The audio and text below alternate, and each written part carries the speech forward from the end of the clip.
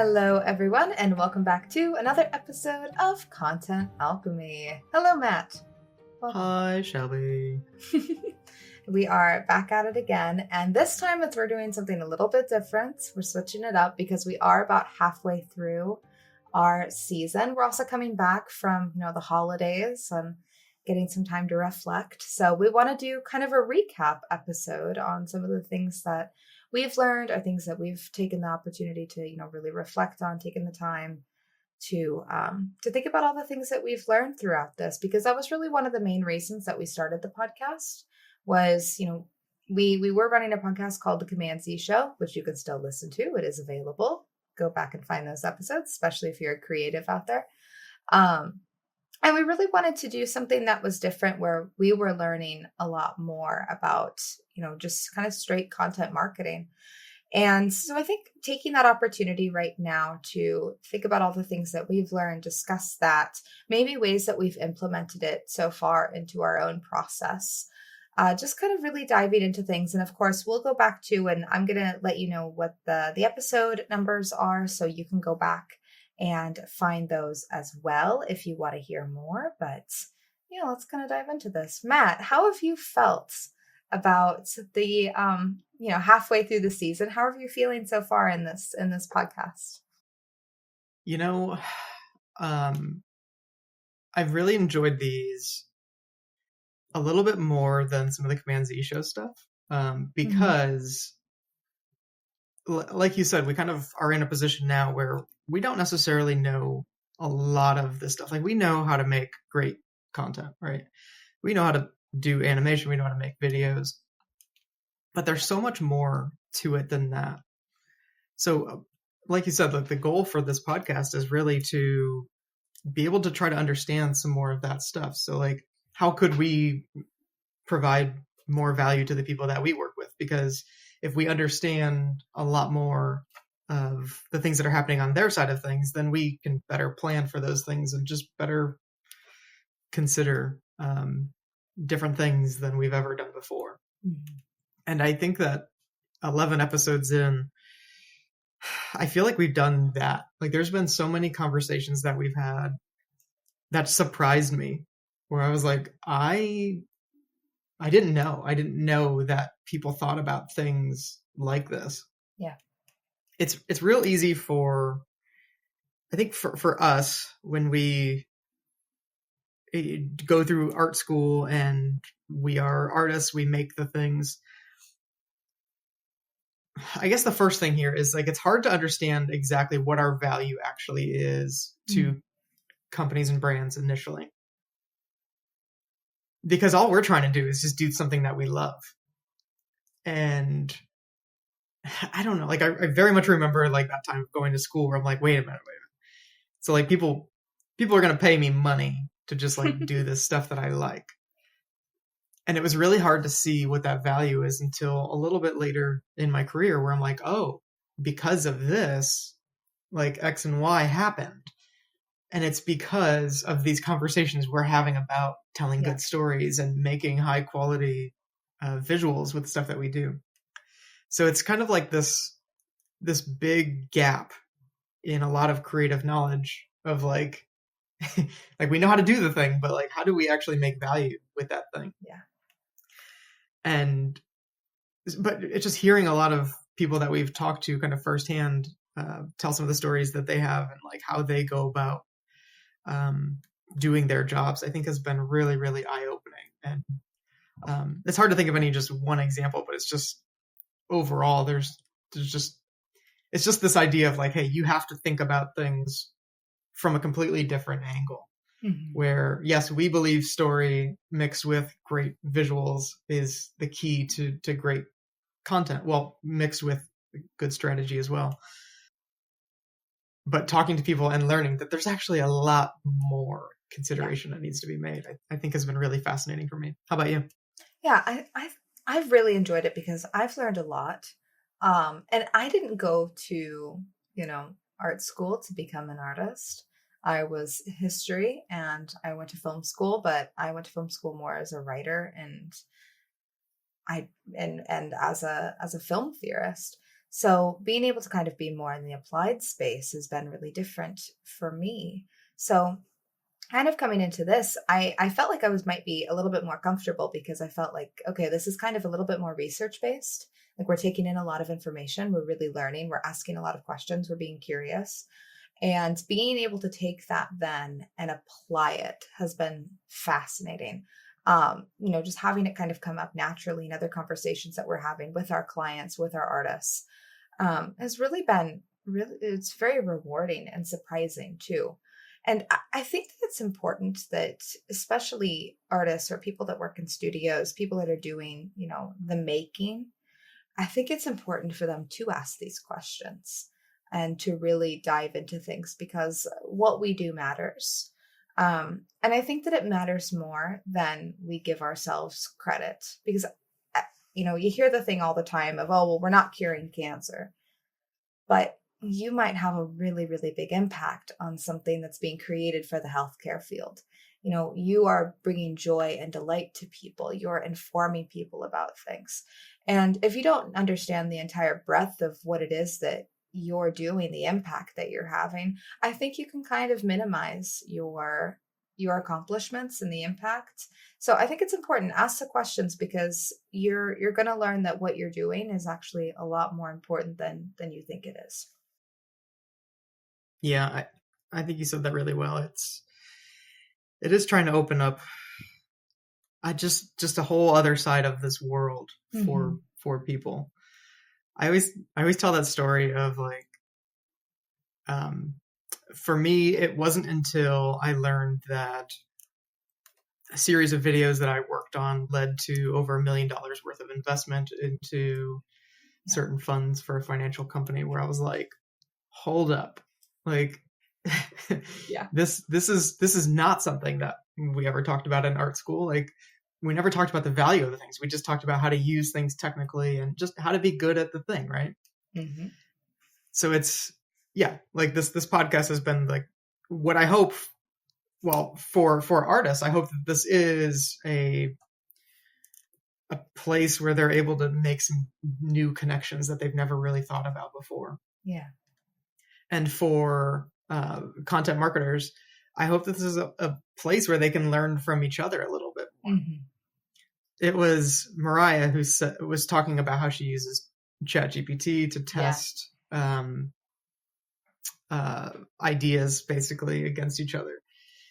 And I thought that was really fascinating because most of the creative world is really stuck thinking that AI is this really, really bad, horrible thing. But that was a use case where me hearing it for the first time, I was like, wow, that is something that's special right there, because that's something that can be applied. That's perfectly ethical. Like I can't find any reason why not to do things like that. Like that's really clever. And yeah, I guess going back a little bit to what we're talking about with just on that artist side of things, for us specifically, like if we talk about AI, we don't know what the future looks like. Will we be able to just type in, make me a 30-second ad with animation and some text or something? Will it be able to do a thing someday? Maybe. But if that's the case, for us, it's becoming more and more important to understand more of that strategy side of things and understand the value of which we actually do provide to people. Because if you can press a button to make images, great. Well, we still can be involved in this process and still help people in a really valuable way. So I think that's kind of another goal for the podcast for us, is to learn about what some of that stuff is and some of the stuff that I hope everyone gets from this as well. Yeah, and I think it's been really important to me in this past year because I think the industry at large is coming off of a pretty tough year. And whether it be from the effects of AI or whatever, it was a rough year for a lot of people. And I think there was a lot of the blame game being played throughout this. And I think we had a lot of studios, artists that may not have understood, the content, marketer teams, like those teams and what they were going through. And I don't think there were content marketing teams that quite understood what the artists were going through either. And I think it's important that we break down the walls of communication because we're speaking a few different languages. I think people are trying to prove on either side what is my value, and we're losing that we provide value to each other as well. So what I think is really special about this is it has allowed us to have, I think, important conversations that the industry needs to hear and needs to be having just in general to be able to keep us all moving forward, as opposed to just kind of being in survival mode, fend for yourself, grab what you can. We need to bring each other up together collectively, as opposed to just, I'm only looking out for me. Right. We've been in business now for 10 years, and it's interesting to look back now and realize how fast things sort of change. Like in that 10 years, there's been times where things were going amazing in the world and times when maybe not so much, right? Yeah. And it's like this little roller coaster ride. And it's interesting because, I guess once you've seen this a little bit, you kind of just have a better idea of what to expect from people. Like when things slow down, first they start to get a little bit upset with each other and start, like you said, blaming. And it's not something new. We've seen this kind of stuff so many times before in the past, but it's just, we tend to forget about these things, I guess. But but like I said, I think that another one of the great parts about doing the show has been, again, to try to open up our eyes to what is the future of all of this that we're in. The future is, well, I mean, again, looking back on the past, it's changed every year or two, different trends, techniques, and different ways that we go about producing content and promoting that content. And it's going to keep changing for sure. And I think that that's one of the really cool part about some of the conversations we're having is that you can start to see how some of this stuff could change a little bit. I don't remember who exactly it was that we talked to, but we were talking about how they believe that thought leadership content was going to be kind of the future. Do you remember who that was? We've had a couple different people, but I know, I think Mariah and Delara both mentioned it. I think they both talked about it, but that was probably the most impactful thing for me personally that we talked about, because it makes sense. It's like, okay, well, yeah, again, if everyone can just press a little button and get an image back and then they post it, well, what's the differentiator here? And authenticity, I think, has been one of those big buzzwords the last 10 years. But this is an opportunity to be even more authentic with the stuff the content that we are producing.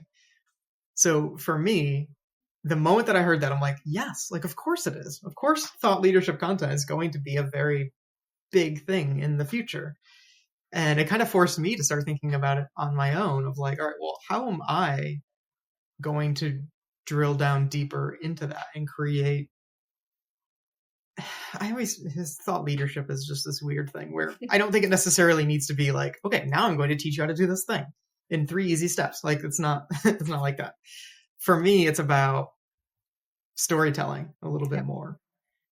So it had me starting to think about how could I produce good thought leadership content, in air quotes here, but something that feels really authentic to me, stuff that I enjoy making and stuff that AI just simply can't do, right? And just this week launching kind of the first episode of a 10 episode series on building made by things. It's just short videos on LinkedIn of hey, let's go year by year and talk about the things that I learned and the things that I tried. But what I'm not going to do is say, okay, so what you need to do next is this. All I know is what worked in my story, and I love the idea of being able to share that. So all that to say, it was that simple thing that we talked about in those episodes that completely changed my way of thinking and just my priority of things. I've always created LinkedIn content for years now, but it kind of felt like, you know what, if I'm going to write something, then, or like if I'm going to create something, it needs to be something that AI can't really do. Otherwise, it just feels like it's kind of just blending in with the sea of everybody else kind of producing stuff. But yeah. Yeah. And it's interesting too, because with that thought leadership, it really goes directly against what everyone is telling us we should be doing. So I think right now we're being told, okay, well, use AI as much as you can. Use it, learn it. And I think it's important to understand it and learn it. But really the trend of thought leadership goes directly against what the trends are telling us, which is fascinating to me. And I think also during these conversations, I think some terminology we've contextualized a lot of things. And I think thought leadership goes in there, because the first time I heard just the phrase like thought leader, it was being used in very much like, oh, well, I'm a thought leader and I kind of lead the bros in marketing. I'm like, okay, all right, great. So we just have another term for the bros to use on LinkedIn. Cool. Right. And it was really interesting to be able to hear, okay, how have we taken kind of this initial thought of what this was thought? Here we go. What was this? And how have we taken it to kind of be like almost anti-influencer in the way of, okay, we're not just being paid to say things or sell a product. It's okay, what is actually, my background, my expertise? What can I talk about and share with the world? What research have I done? How do I present it? How do I teach? How do I present my expertise to an audience that may not be aware of it? That's great. That is fascinating. It is so authentic. And it helps everyone. It's not just, contributing to the noise. It's noise that matters. It's actually, it's pleasant to hear. So I think that that's a really interesting thing, is how we've contextualized some of those terms, some of the ideas that we're currently having in the space. But what I'd love to do really quick, we're 17 minutes in, halfway, we've kind of given our big thoughts. Let's go through some of these episodes that we've done. And I'd just like to hear some of your thoughts, Matt, and we can just kind of go back and forth a little bit. We're going to start off with not episode number 1, because episode number 1 was an intro, but episode number 2, which was with our contact Chelsea at Provide, who we've worked with before. We love Provide. And we talked about marketing teams. You, Matt, obviously, are a team leader. You run Made by Things. You're the founder. You are a creative director, our fearless leader. What do you think you've learned after, obviously working with Provide, but also being a part of that conversation in which we really got to dive into marketing teams? Yeah. It's really interesting, like early on when trying to build a team myself, I had this idea or vision of what it was supposed to be. And it's hard to like describe exactly what it was supposed to be, but it's like, okay, well, this is how all of this stuff works. And at a certain point, I was like, you know what? Like, I don't necessarily like the standard way of building a team. Like, there's certain things that certain traits that I have that go into trying to determine what is the best makeup of our team, right? Mm-hmm. So as a leader myself, like that's something that I stopped trying to look for like the people that I'm supposed to have on the team, and I started thinking more about like, who makes the most sense, like who complements me, like personally, and like the personality that I have and the ambitions that I have. Like I want to work with people that complement that. And at the same time, like one of the things that's really important for me is kind of this work-life balance kind of thing, right? Yeah. Because I'm not going to compromise there. And like I'm not going to work till midnight or work all night, whatever. Like I'm not going to do it. maybe this is a bad thing to say, but like, there's just simply not a project that I can see myself doing that for. You've done it. It's not worth it. Well, I guess that's it. It's like, I've done that before, and I've seen that it actually doesn't have that much of an impact. And like, in the moment, it felt like it was a big deal, but like, more often than not, like, things can get done the following morning, and it would be even faster to do that. Like, so anyway, it's this kind of idea of balancing. And that's what was really interesting about working with Provide for the first time, because I felt like they were one of the first companies that actually like aligned with us quite a bit in how they build a team to do what they do. And not just to build a team, but like to also tell the stories that you're telling. Again, like, kind of goes back to this whole thought leadership thing, and like authenticity is that if we were to just simply try to tell other people's stories, it would fall flat. Yep. We almost need to find ways to tell our own story, or find where that intersection is between us and a brand to be able to effectively tell a story. So that personal side of things, and we had our team meeting yesterday where I was kind of talking about this a bit, of like, we're all here to do personal work. And yes, we get paid to do this stuff. And yes, they say not to mix business and personal, whatever. I completely disagree, where I feel like those things can and should mix perfectly well, and it has nothing to do with work-life balance necessarily, right? And maybe it does, where it's like, yeah, you need to bring part of the stuff that you want to work on, or part of your personal life, to the things that you want to work on, right? Yeah.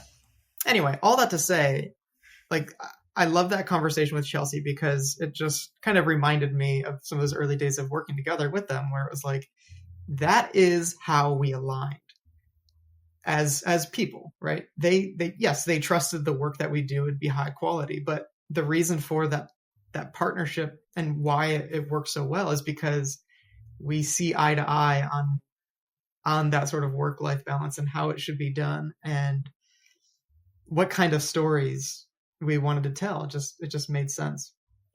And so, like, I talk about a lot of different things there. I talk about building a team and like making content, but it's like, it's all one and the same, and it needs to be sort of treated that way if we are to treat our projects a little bit more personally, which I feel like leads to much better results in the end.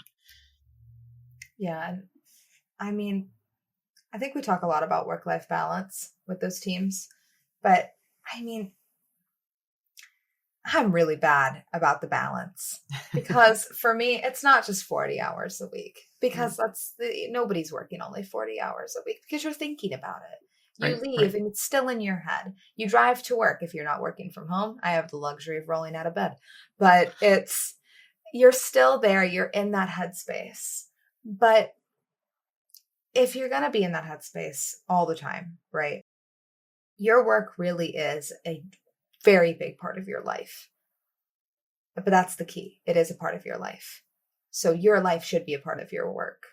And I think that working with Provide, we really learned that, there are other people out there. And again, it's breaking down the barriers between studios and, marketing teams, and the conversations that we're having. Everybody still has, I think, similar goals to be able to like their job. And when you can find people that have similar values to you, you can make great work. And I think that conversation that we had with Chelsea really reflects that partnership that we've had with them. Yeah. This is why I get a little bit weirded out when people come to us and they're like, we're looking for an explainer. Because I'm like, okay, there's so much more to that. Yeah. Like, yes, if you look at our portfolio, you'll see some like explainer type stuff, but at the same time, it's like, it goes so much deeper. Mm-hmm. And it starts with the idea of like, okay, explaining what it is that you do or your product, it's just not enough. No. There has to be something there to make people care a little bit, right? And truthfully, maybe I'm wrong, but I refuse to do work any other way. Yeah. Because it's what makes sense to me. I don't know, it's that special thing that happens when you find a perfect alignment in things.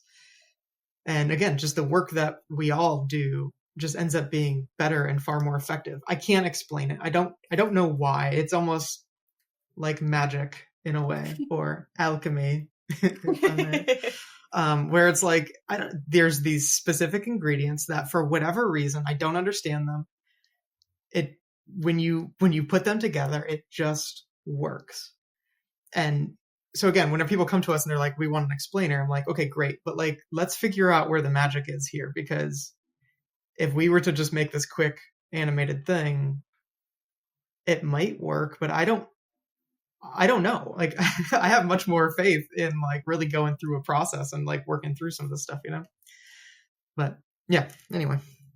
I'm going to skip forward a couple of episodes because I think that this is important. I'm going to go to episode number 7 with Chris Logston, because that also talks about teams. And we talk about trust and how to build trust among teams and clients and your audience. As a producer, this is really important to me. I want our clients to trust us, to believe in us, have faith in us. Not just because it's like, oh, we want them to work with us again. No, it's not that. We want them to have an enjoyable experience, and we want them to feel good about what it is that is being made. So it is about building that trust, and also making sure that when you're getting notes, because obviously you're going to get notes that maybe you disagree with, or that, maybe your artists are not going to be very excited to hear. As a producer, usually we don't always bring the best news all the time. So it's also building trust with the team as well, to make them feel like, okay, you know what? We got this. It's going to make the project better. We have faith in it. We want to make people happy. We want to bring enjoyment and delight. And we're going to do this because it's going to make the project better. So it's building that trust with your team, and then also making sure that you keep your audience in mind, because those are the people that are going to be consuming this. We want to make sure that we have complete trust with them, that we've taken in their opinions, their thoughts, and applied it to the work. So it's something that I really think about both as a producer and as a writer when I'm working on things. So Matt, when you're working with the teams and the various teams that you're working with, what are your priorities in building trust, and how do you go about doing so? And has any of the stuff that Chris mentioned in that episode number 7, again, if anyone wants to go back and listen, how have you applied those things to your process? It is weird, because when you say it a certain way, it almost feels like you're trying to be manipulative. A little bit of like, no, I need you to trust me, so I'll say whatever I need to do that, right? But it kind of goes back to what I was just saying a little bit, where like these are all ingredients that I'm confident create good stuff. And trust is one of those things. Yep. And it's trust in so many different ways. Like, yes, you need us as vendors, like we need trust with the brands that we're working with. But we also, and probably more importantly, it's that relationship of the brand to their audience, and making sure that trust is built upon and not broken. Yep. Because we all know it's broken very quickly in this world, right? Yes. And it doesn't take much. And I know that that's a fear of a lot of content teams right now, is like, ooh, we don't want to be like viral for the wrong reasons, right? Yep. And I guess for me, it's like, okay, well, we avoid that by making sure that we actually care about some of the stuff that we're doing, right? And if we're going to care about it, we need to go a lot deeper into it. So for me, it's not something new that I've thought about, but it's something that you always try to think of ways to further boost that level of trust with everyone involved. Yeah. And it's little stuff like, when we're talking about like working with the clients that we work with, one of the things that we started doing was like what we're calling breadcrumbs, which is, it just kind of walks our client partners through how we got to where we're at right now, right? Talking about, okay, here are the notes that you gave, here's how we applied those things, and here is where we're sort of pushing things to next, kind of thing. And it's interesting because I think a part of trust is also having a great experience, sort of what you were talking about. If you can have a great experience, that trust is built up a little bit easier, right? So for us, it's like, all right, well, let's just make sure we are delivering exactly what we promise at exactly when we promise. And if we do those things, trust is a sort of natural thing, right? So that's one aspect of things. And then the other is, again, like, how do we help these brands build trust with their audience? And it's kind of the same. It's we don't know these brands like super well when we start working on them, almost ever. And even if we think we know them, we don't know exactly where they're at. So like, we need to also understand, okay, what is the brand promise that they are making? Because us as a partner in this, now we must fulfill that same promise. And because if we don't, if we are the reasons that trust is broken between a brand and their audience, like, that's awful. Yep. Not a position that anybody ever wants to be in, but it's something that we have to keep in mind. So yeah, I would say, as far as how things have changed over since that episode, like, I think that is something that I've considered a lot more, as having a better experience for sort of everyone involved. I like that. And I think that it's something that you can't afford in this world to not think about trust. I mean, we live in a world of cancel culture and PR crisis teams. Right. You need to be thinking about trust, both on a personal level, because you should have empathy and care about people, but also because you don't want to cause problems for this brand. The brand doesn't want to cause problems with their audience. They want to be able to trust each other, because these relationships matter. The relationship that a brand has with its audience is incredibly important. And Right. to misjudge that, and to be part of a team that misjudges that, I mean, this has the potential to really affect people's lives in a way that's not just, oh, somebody's not going to buy a product. It's at times much, much bigger than that. So yeah, I think it's the experience. It's making sure that everyone is feeling very heard and feels represented within those conversations. And I think that representation goes into kind of the next episode, episode 8, in which we talk to Harvey J. Austin about diversity and inclusion within healthcare marketing. And I think that this expands beyond just healthcare marketing, but really specifically in that, because if you're not getting that right, your diversity, your inclusion, your representation within healthcare marketing, that does actually legitimately affect people's lives. This isn't just, oh, somebody's not going to buy this, this widget. This is important. So I really appreciated that conversation we had with Harvey, because that's something that I think about a lot, especially as a woman working within marketing and film industries.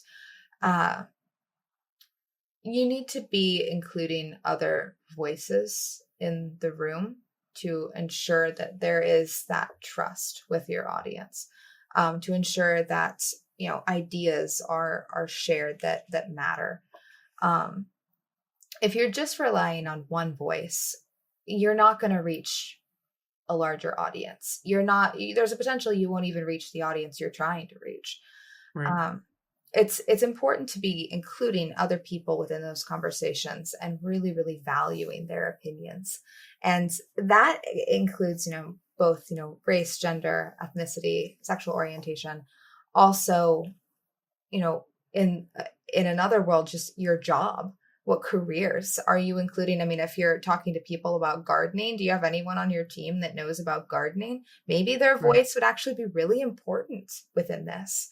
It's just having people from different backgrounds and perspectives in the room talking about these things, sharing their opinions, maybe having a focus group if you need to.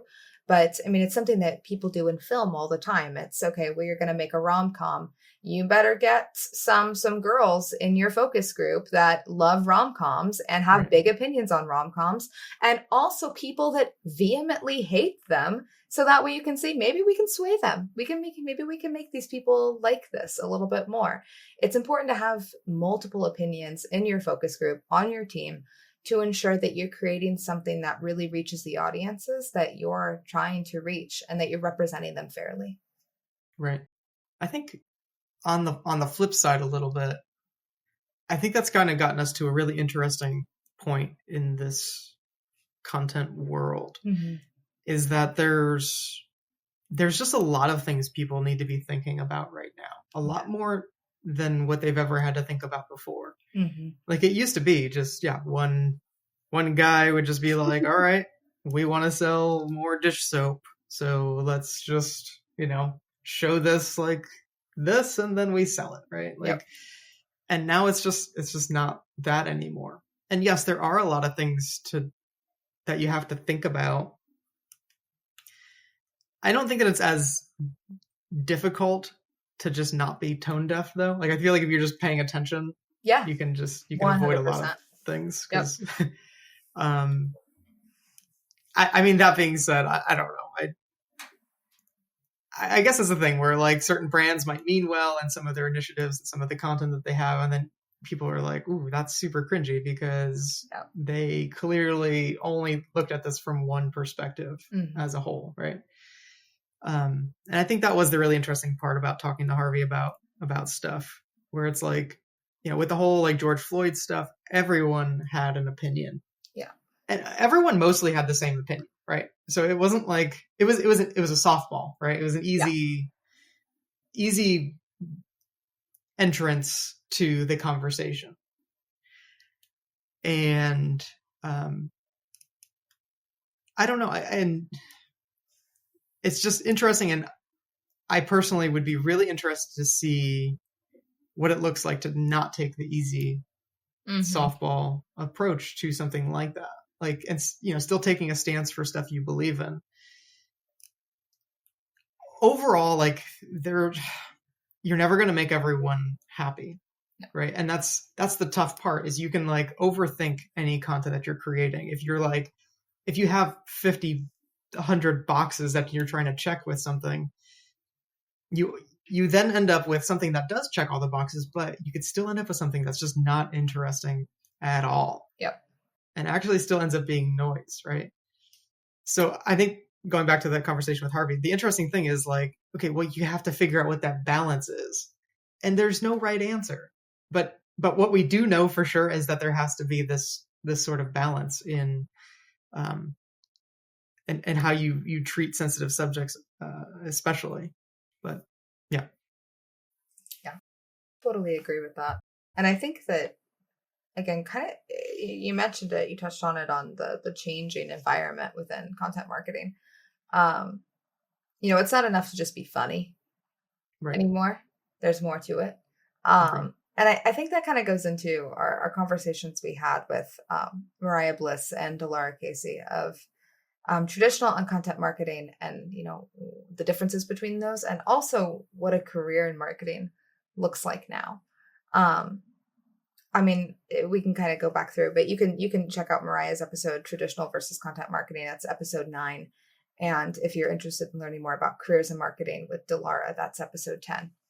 And I think those two pair really well together, actually, because it's a fast changing world out there, and it's going to continue to change, especially with, technology revolution and innovation constantly coming at us, AI, there's news every single day. It's important to stay up to date. And, what we have to think about, there's a lot more to it now. There's a lot more to it if you're coming into a career in marketing, and maybe where you'd want to work within that space too, because there are a lot more options as well, places to work, what kind of marketing you want to do, where in the marketing world you want to be working in. And I think that that's really fascinating, because we have taken something that was, really at one point, marketing was, the best marketing was the snake oil salesman going around with his, little flyer and make it sensationalized and then move to the next town. You don't have that option anymore, because if you're moving to the next town, well, guess what? The next town knows about it, because whatever is going to replace TikTok, they've already been talking about it on there. So snake oil salesman, he's not going to get it. It's not going to cut. So how is it that we, take something that was really started off as something that was incredibly sensationalized and turned it into building trust with an audience that is polar opposite of really where some of the start of marketing was, true business marketing. And I think it's really interesting how much has changed, how quickly it has changed, how it's been, the revolution of marketing in general is fascinating, and how many different avenues there are to be able to really get into it. Yeah. There's always these like knee-jerk reactions. I guess, again, looking back on the last 10 years, we see a lot of this stuff where people go real hard into one area or way of trend kind of thing, and then all of a sudden, like, the next big thing is just the opposite end of the spectrum. It's like perfectly complementary if it was a wheel, right? It's just right across from it. And it's not the most creative thing ever, right? You just simply look across, like, what's the opposite of this? Let's do that. Right? And it's weird because over the last 10 years, I feel like that's part of the reason that our country in the US has kind of gotten so divided, is because people in influential positions have learned this sort of technique of just do the opposite of what the other one's doing. And the farther opposite you can get from them, the different the message becomes, the more you can really resonate with people, right? Yeah. And yeah, again, not to get into politics here, but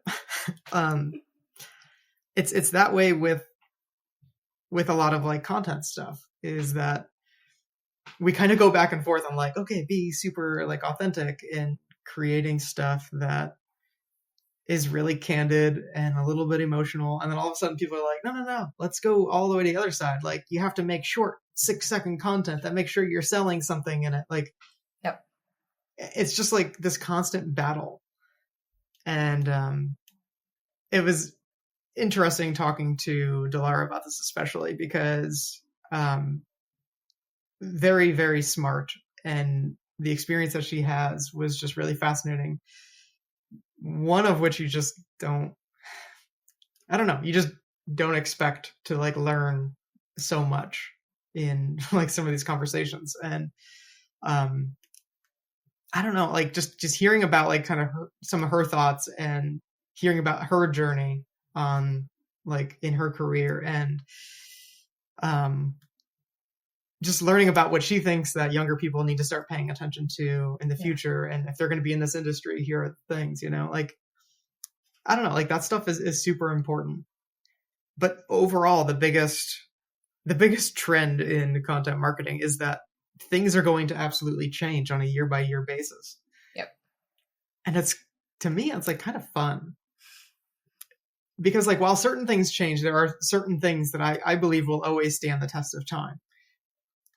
Again, story is one of those things where, I mean, that's the thing, for at least 2025 years, we've like, story has been one of the most powerful things, most powerful motivators in our world. Yeah. And I don't know, like we know that it works. So to me, I'm always like, I'm not trying to bash on AI for this whole thing, but like to think that you could just type a thing in and like let AI tell you a story. It could be good for certain use cases, but ultimately we already know that that's not the way to connect with people, if that's truly what your intentions are. And I'm talking about so many different things on this. I'm so sorry. I'm just kind of letting my mind go here a little bit, but go ahead, let it roll. It does. It gets me back to like AI, where it's like, and thought leadership, and AI is good at making stuff. If your goal is to make a lot of stuff, and for whatever reason, that's the trend right now, is make a lot of stuff. And if I'm looking into the future, I'm like, no. Make less stuff. Like, just focus on less stuff, and just focus on making sure that it's the right stuff, rather than just more, But okay, I'm sorry, I'll pass it over to you now. You're good. I think, not to stay on this for a moment, but I think Homer's The Odyssey is a good example of this, because really it's epic storytelling. And it was something that was passed on for generations, not written down. It's just people love that story so much. It was told over and over and over again. And now Christopher Nolan is making a movie of it and everyone's losing their minds. For that story to be as old as it is, to have thousands of translations, to getting a movie. I mean, that story, that's the power of storytelling. Myth is important to humans. Storytelling is important to humans. No matter how much we want to move away from it, it's important. And as a writer, I'm biased, but it's where we are. No, I agree. I'm going to loop in then these 3 episodes. Episode 11 with Rick Preston, who we've worked with, and he talks about producing great video content. Also with Paul Kidd at World Strides, who we have also worked with, talking about risk in creative collaboration. And then also we talked to Chris Trum about marketing numbers. Do the numbers actually matter in marketing? I'm going to loop these 3 episodes together, and these are the last 3 we'll talk about. We'll go through it really quick. But really the importance of, being able to kind of be a little flexible with things. Rick does a great job of talking about that. He went to film school. He wasn't quite sure what he was going to do. I have a ton in common with Rick. So I always kind of fangirl a little bit whenever we get to talk to Rick. I love Rick. So we have a lot of common, but it's being able to, be flexible, kind of go where you need to, see where things take you. And I think that that's important in marketing as well. With Paul too, talking about risk in creative collaboration. Again, that is kind of seeing where things take you, being able to play with risk and understand where it's important to be a risk taker. And maybe when it's important to kind of keep it, be a little cautious. Paul does a great job talking about this as well. He's got a really long history. He's worked in the industry for a very long time. And Chris Trum too, talking about if the numbers actually matter in marketing. So if you are taking risks, if you are being a little loosey-goosey with where you're going, does that matter? Because really when everyone is looking at things at the end of the day, they're looking at numbers. Did the numbers actually come out? So I think it's important to keep all those things in mind. And those episodes, episode 5, 6, and 11, I think really pair well together. And we'll get you thinking more about exactly what matters within your content and where you're going with it and how to best analyze what those things are. Because sometimes it's not just about the numbers. Sometimes it's a little bit bigger than that. Yeah. I guess real quick, what I'll say as far as the numbers go, like that's been another thing over 10 years where I've been obsessed with this idea of like, if we could just prove our value with a number, then as a business, we do incredibly well, right? Mm-hmm. I've been obsessed with like, all right, what is that number exactly? And 10 years in, I guess, like, that's the thing is that like, there's no answer necessarily. There's not this one key metric that like tells you that you are providing all the value in the world.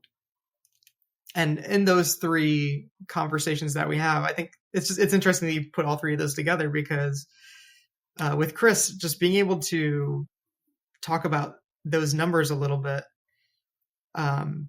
compared to maybe how Rick sees some of those numbers too. Like every person that we talk to, they have a different set of numbers that they're sort of looking at. And all 3 of those people have completely different perspectives on if the numbers matter at all. 100%. Right. And if even if we go back to like the conversation with Chelsea, yeah, like if it's always something different every single time of what you're trying to do. But at the end of the day,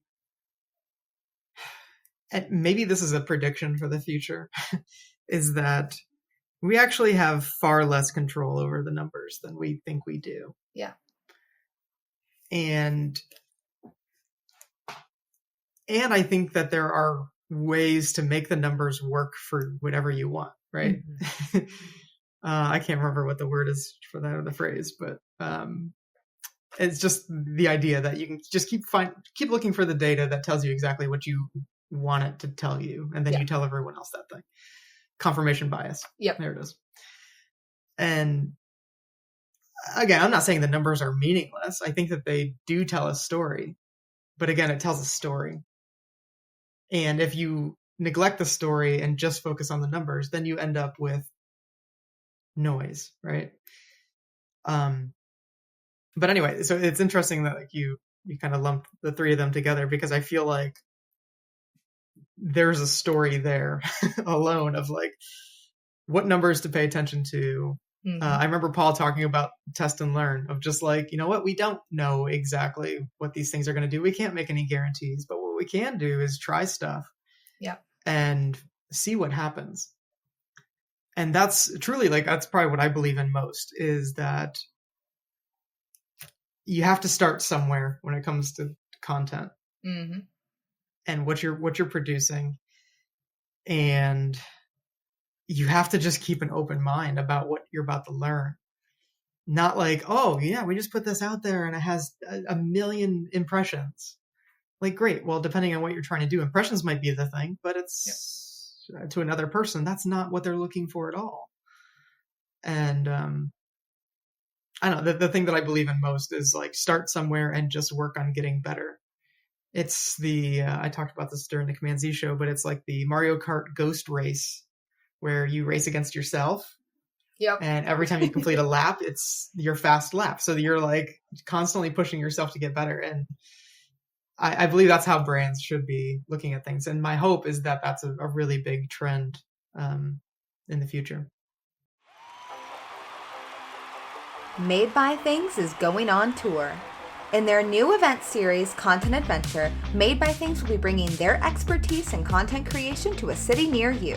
Join us for a small group session designed for passionate marketers as we take you on a journey to discuss all aspects of content, sharing strategies, scenarios, and tactics. But that's not all.